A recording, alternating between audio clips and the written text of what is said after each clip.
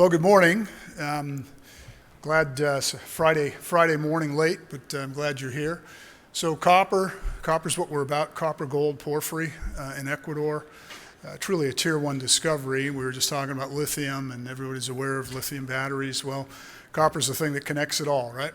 If you don't have copper, it doesn't really matter how many batteries you got, right? So we're focused on copper, and I'm going to talk a little bit about where we're at and a little bit about me. Forward-looking stuff in this presentation. So we just completed the Cornerstone merger, and that gets 100% of our flagship asset underneath our control. So we're all SolGold now. So simplifies the structure.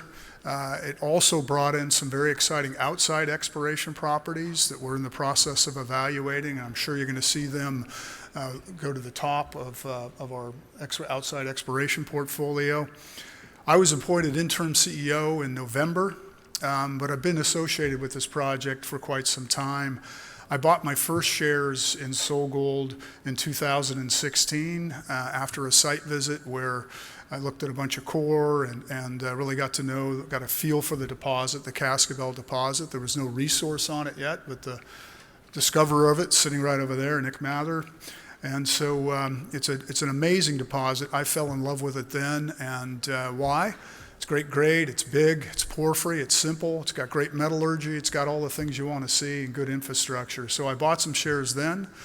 I've bought more shares along the way as recently as in December. I bought another 1 million shares or so.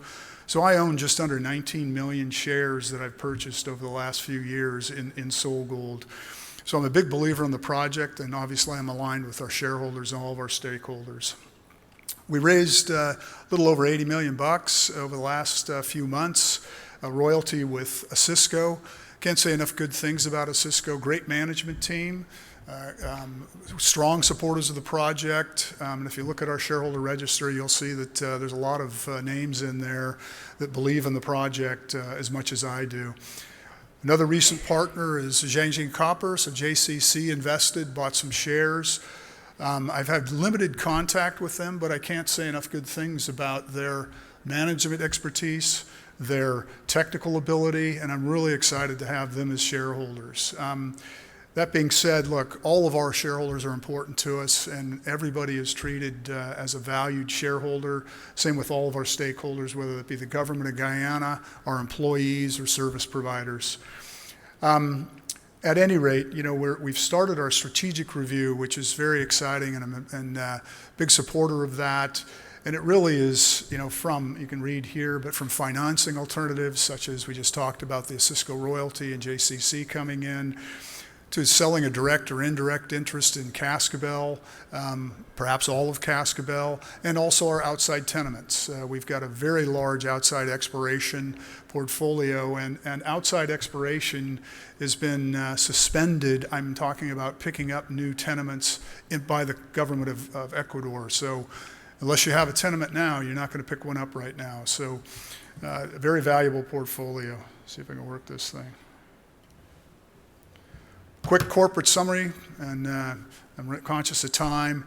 Market cap's about $500 million. These numbers are a little bit dated, obviously. I want to talk about the cash. 100 million in shares, as well as cash itself. About 77 million of it, as of the end of December, is in cash, US dollars, and the rest would be shares that the company owns of SolGold that we hold, that was held by Cornerstone, and those are being held right now, but they're in this $100 million number. So we're well financed.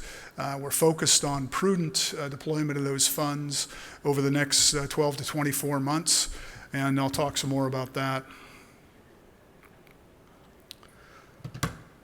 Copper demand, I won't spend a lot of time spending on that. I mean, you guys probably know more about it than I do, but Ecuador is the next copper frontier.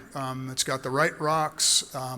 You know, it doesn't stop in Peru. We're north of Peru, south of Colombia. It's porphyry country. There's been a number of discoveries there. We have 2 of them. One operating mine right now, Mirador, which is going quite well. I just visited that mine, and the Chinese are doing a great job running that thing. good social, good production performance, et cetera. So successful open pit porphyry copper deposit that was built and is running right now. And of course you've got Lundin Gold's property, El Fruta del Norte, which is going quite well as in addition to that mine. So it's a place you can do business. Very happy with Ecuador. We've got strong relationships with the regional and federal governments as well as the communities. So our priorities, we'll continue to advance Cascabel and our other projects, albeit in a different manner, a more cost-effective manner, bringing in-house as much of the activities that have traditionally been using outside consultants. So we're going to bring that in-house. We have the technical ability in-country to advance the projects at a lower cost and I would say more efficient means. We're working on the exploitation agreement and the investment protection agreement. Those are agreements with the government of Ecuador. So we're in those negotiations and have been for the last couple of months. Again, low cost, de-risking the project, critical items that we'll continue to advance, but they're not outside consultants and big dollars, right? So we will advance the projects, but in a more cost-effective manner, and we'll de-risk the projects as we move forward. And probably more important to me is if you look at the company itself. I mean, they found Cascabel, they found Apala, Porvenir. It's a model that works. It's a credit to the men and women of Ecuador and the training they've got.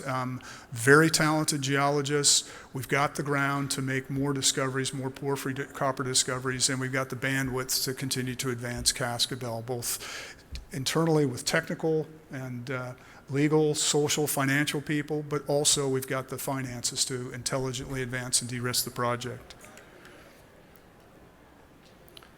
I mentioned this, Ecuador. In the next slide, you'll see who's there now as far as multinational companies, obviously us and others, but you'll see the list. It's growing every day, but it's where the porphyry coppers are. And if we all believe in the renewable energy, the Green New Deal, you're going to have copper and a lot of it, and Ecuador's the place that you're going to find it. It doesn't stop at the border in Peru. Chile's been explored pretty well. Ecuador's the place. It looks like they're open for business. Our experience has been very good. And talk to Lundin Gold. This is what I was referring to. You can see the list of people there. Some of these are our partners, like Cisco and Franco, and JCC, BHP, Newcrest. But you can see the list, and it grows every day. It's probably out of date. There's probably a new company or two that's on this list. Everybody's coming back to Ecuador. We've got the advantage with that large outside tenement of about over 70 properties. I think there's another porphyry out there. We just got to apply the resources to get it. And of course, Cascabel's got a lot of opportunity itself. Cascabel, one of the unique things about it, it's about 25 kilometers south of the Colombian border. Not that that's unique, but the infrastructure is amazing. Hydroelectric power line right there, very good infrastructure, paved highway to the property boundary. So the infrastructure is fantastic. And so if you looked at developing this project, and again, we're mine finders, not mine builders, but the infrastructure is there's no shortage of water. There's power. We've identified an adequate, very good concentrate pipeline to the coast. So it has all of that infrastructure, and eventually, if this thing gets built or when it gets built, the capital cost is going to be quite a bit lower than you would see for infrastructure in some of the remote mines in Chile that I've worked at, like Collahuasi, right? So, which is a great mine, but the infrastructure was a pain, right? And so this has that infrastructure and a supportive government and great community relations. Some numbers. This is out of the pre-feasibility study. It's big. It's good grade. Good grade makes great miners. Good metallurgy. Underground, block cave. which I've built a couple of block cave mines, and this will cave. I keep telling people it's easy to cave stuff. It's hard not to cave it. So this will block cave. It's got all the right characteristics. Again, we're mine finders, not mine builders, but we're going to advance this in a cost-effective manner. But great grade makes good miners, so it's got some really good grade in this thing. So good copper grades, good gold grades, and great metallurgy, and very, very consistent. Very large porphyry system. Right now, the study only extracts about 20% of the known resource. So it's quite a bit larger. We've only exploited about half of it, or excuse me, a fifth of it. We've still got a 26-year mine life, so you can do the math. This thing's going to be around a long, long time, which is what copper miners want to see, right? You want to hit that cycle multiple times over the life of the project. So 50-year plus mine life on this, probably, maybe 100. I don't know, but it's long. These are the targets. Apollo is on the bottom. That's the resource we have right now. Tanamera is near surface, open pitable stuff that we're working on, and two other targets that you can see there. So there's multiple porphyry deposits on the Cascabel tenement. And so it really is a very, very unique part of the world as far as porphyry coppers go. Lots of discoveries in country, this one being probably the most advanced. I'm referring to Apollo/Cascabel. The outside portfolio, again, we have about, this says 80 plus 80. It's probably a little less than 80, probably 75 or 76. But highly prospective pipeline of targets, some of which we've done quite a bit of work on, others we have not, Porvenir being one that we've done quite a bit of drilling on. There's a resource on Porvenir, a PEA, and excited about Porvenir. I was just there my last trip, and we've some real potential there and a lot of interest in Porvenir as an outside. You can see the ranking of our projects there. I believe that's going to change over time as we evaluate projects. So you'll see different names on that list. Rio Amarillo, huge, huge system. I visited that site. I visited the top 3 on this, as a matter of fact. But, big, big system at Rio Amarillo. It's near Cascabel, maybe 50 kilometers away from Cascabel. But we have properties from the Colombian border down to the Peruvian border, and which is good. Some very, very exciting ground out there. Again, this would be part of our strategic review. How do we exploit this in a cost-effective manner? Is that with a partner? Is that some other means? So, that's part of the strategic review of how we get some value out of these properties. And again, the Casastra or the you cannot, it's closed by right now the Ecuadorian government is not allowing any more exploration tenements to be awarded. So unless you have one now, you're not going to get one. A little bit on our sustainability. I won't go through this, but we have a very, very effective CSR program, and I was very impressed with it when I first visited site in 2016, and it's every bit as good as any program I've ever seen from any company.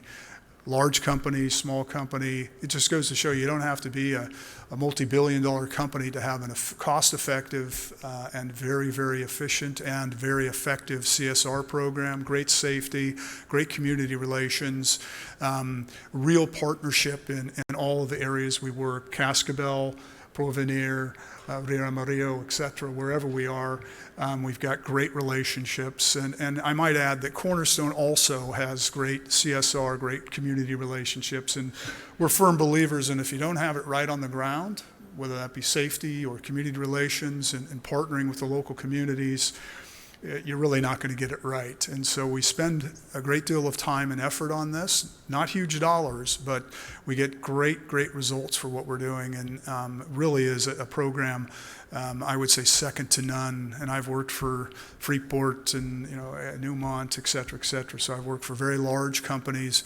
This is one of the best programs I've ever seen. So we'll continue that even as we go through our efficiency and our optimization program. I didn't spend a lot talking about that, but we are going through an optimization of the organization. We started at the corporate level. We're simplifying the organization, flattening it, really getting it back to our roots, where the company that I invested in 2016, which was lean, efficient, did everything right on the CSR and safety side, so environmental side, so no shortcuts, but a much more efficient organization, and we're headed back in that direction. I'm going to be spending close to 50% of my time in Ecuador, speak some Spanish, so I'm pretty fluent with that aspect of it. So I'm excited about getting involved in Ecuador itself. So we're going to flatten this organization, streamline it, and really focus on cost reduction and efficiencies, and yet get the job done and get it done with good safety, environmental, and CSR. I think if there's any questions, that's where we're at.